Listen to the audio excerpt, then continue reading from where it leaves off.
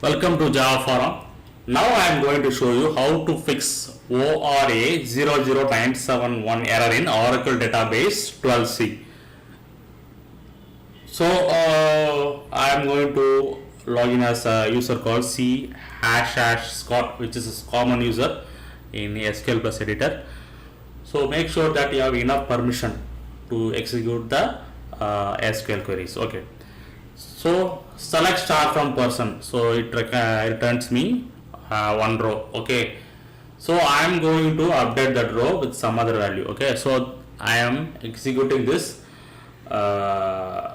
update query. Update name, update person name equal to Java forum.